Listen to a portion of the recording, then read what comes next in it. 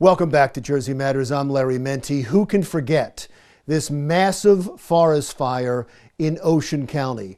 Arson investigators are now on the case. We get the latest now on the investigation from Ocean County Prosecutor Bradley Billhimer.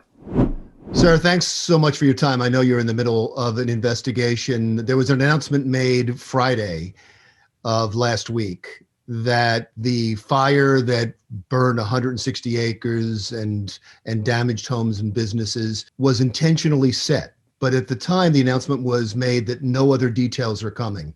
Any details you can share now? Thanks, Larry. Thank you for having me. And I can share with you a couple of details. We thought it was important as of Friday of last week to make the public aware of what we knew at the time.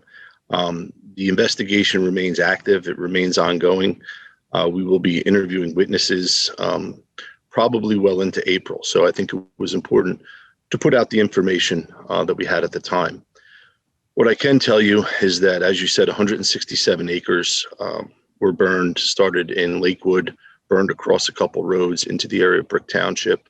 I had the opportunity to walk through where the fire burned on Monday before it was completely contained around 1 o'clock with my arson unit from the Ocean County Prosecutor's Office with the New Jersey Forest Fire Commission. And they could really explain to me where the fire started, how the wind caught it, and how it ended up. I can say based on the wind that day, 20-mile-an-hour winds on Sunday, March 14th, we're very lucky for the valiant efforts of the forest firefighters, the first responders. We're very lucky that no one was killed. There was a firefighter that suffered cardiac arrest, and he is in stable condition. Do you believe it was set with ill intent? I don't know if I can comment on whether the intent was ill or not, or malicious in any way. I can tell you that based on the facts and circumstances known to us at this time, that this fire was set intentionally. How do you know that? Based on the evidence that we have at this time, which I can't really disclose. Like I said, I don't want to jeopardize the integrity of the investigation right now. We have a lot more to do. But we basically came to that conclusion midweek and wanted to solidify that before we put it out to the public. We were hopeful that when we put it out to the public, that we would get possibly some cooperation from the public, which we could always use. If anybody knows anything, they can certainly contact the Ocean County Prosecutor's Office. There has been 2 mass shootings that received national attention, one in Atlanta, one in Boulder, Colorado. The one thing that ties the both of them together is that there appears there was mental illness involved. This is a problem that prosecutors, that law enforcement deal with all of the time.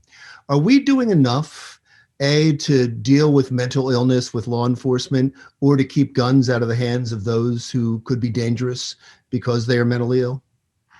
Well, it's a good question, Larry. I really, when you look at what happened in Atlanta and what happened in Boulder, mental health issues were bubbling beneath the surface for both of these young men. I don't know that we could ever do enough. I think we're always trying to push forward with education and treatment and trying to address the mental health needs of our community. I mean, from a law enforcement perspective, we've been talking about the next wave of what we perceive to be a challenge for law enforcement and for really the community, and that's going to be mental health, and substance abuse disorder remains at the forefront of the problems that we deal with. I want to talk about the opioid crisis, because you don't hear anything about it anymore. And I bring it up because your communication staff sent me several releases about what you've been doing, some initiatives that you've been taking to fight substance abuse and train people how to deal with substance abuse. And I thought when I saw it, wow, we don't talk about this anymore. I assume it's not over. It's not over, Larry. And I think the pandemic, COVID dominated the news so much that we've kind of forgotten that substance abuse disorder is alive and well and flourishing. I naively believed in the beginning of the pandemic that our overdose numbers would go down. That didn't last very long. Our overdose numbers here in Ocean County have maintained. They went down a little, but not enough for anybody to do a victory lap. This is something that every law enforcement agency across the state.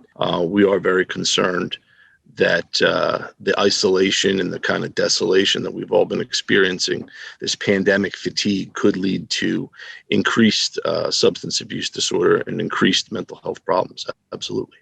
I'll talk about one of these initiatives. I know you're doing a lot, but what is the one that you really want to bring attention to? Well, thanks, Larry. The one I'm most proud of is the Michael Camilli project. This is a project. Michael is the patron saint of the police. St. Camillus is the patron saint of the sick.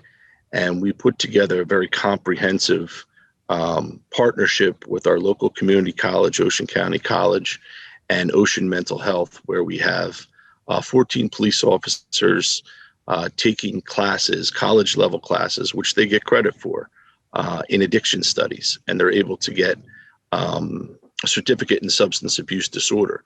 So the idea is for them to become educated to really help battle the stigma of addiction and substance abuse disorder from the inside out. That's the way I've been categorizing it.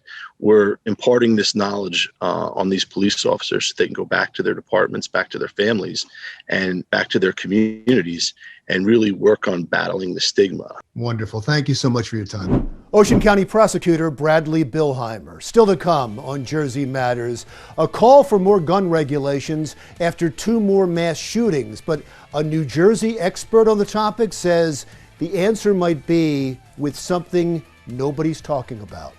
That's next.